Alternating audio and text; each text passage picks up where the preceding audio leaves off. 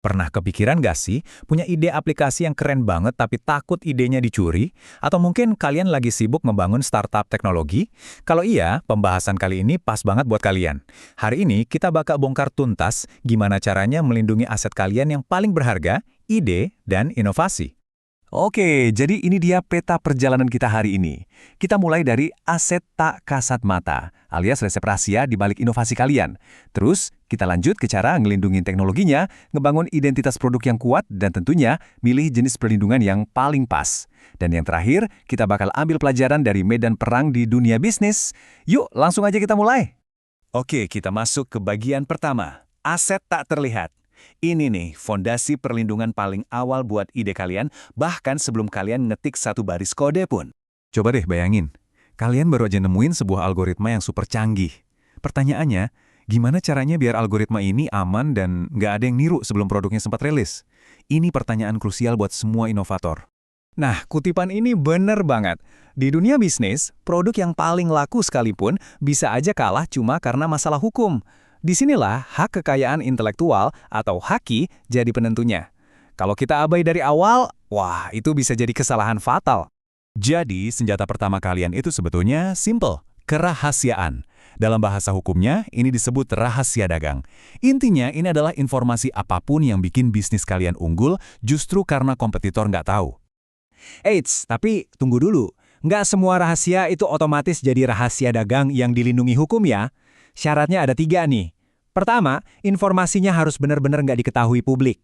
Kedua, kerahasiaan itu harus punya nilai ekonomi. Bayangin aja resep rahasia Coca-Cola.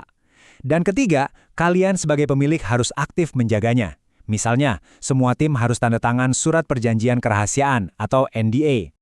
Oke, jadi menjaga rahasia itu langkah awal, penting. Tapi, gimana kalau inovasinya udah jadi produk, udah siap launching ke publik? Nah, di titik ini, kalian butuh perlindungan yang lebih kuat, yang bikin kalian bisa pamerin karya tanpa was-was ditiru. Disinilah paten masuk. Paten itu ibarat sertifikat dari negara yang bilang, "Hei, cuma kamu yang boleh bikin, pakai, atau jual penemuan ini selama periode waktu tertentu." Nah, bedanya apa sama rahasia dagang?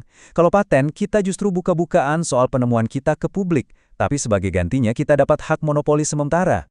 Tapi ya, nggak semua ide bisa langsung dipatenkan. Ada 3 gerbang yang harus lolos. 1, harus baru.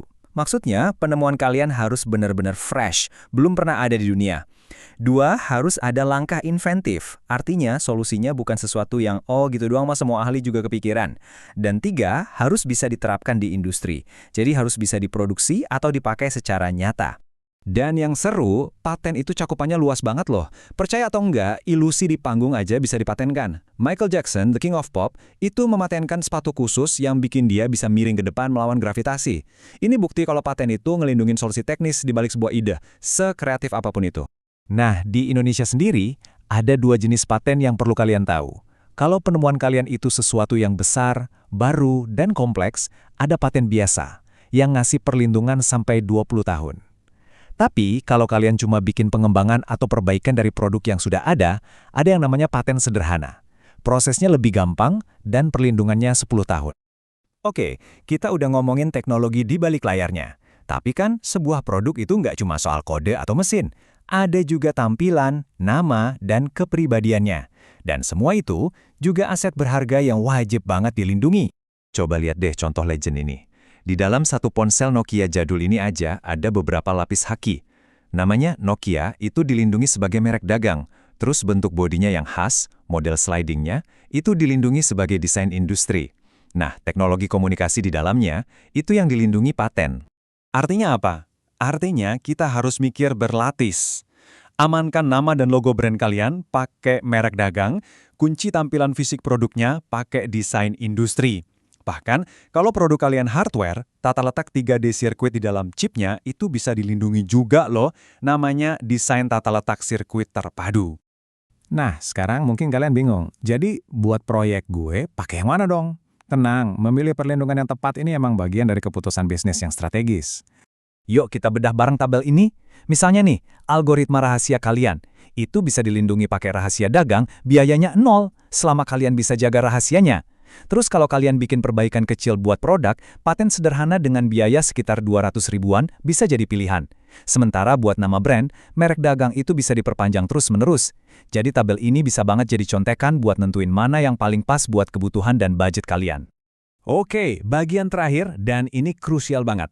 Kenapa sih kita harus repot-repot ngurusin ini semua? Yuk, kita belajar dari kasus-kasus nyata di medan perangnya langsung.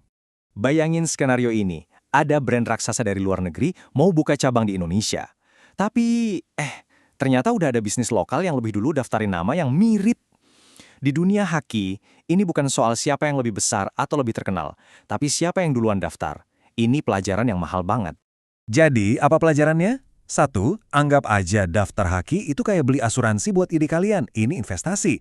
2. Surat pendaftaran itu jadi benteng hukum kalian kalau ada sengketa. 3. Jangan lupa, brand dan penemuan kalian itu aset tak terlihat yang nilainya bisa gede banget.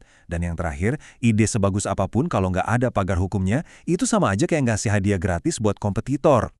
Nah, sebagai penutup, coba deh tanyain ke diri sendiri, inovasi yang lagi kalian kerjain sekarang itu udah aman? Atau jangan-jangan sebetulnya cuma nunggu waktu aja buat di-copy sama orang lain? Coba direnungkan.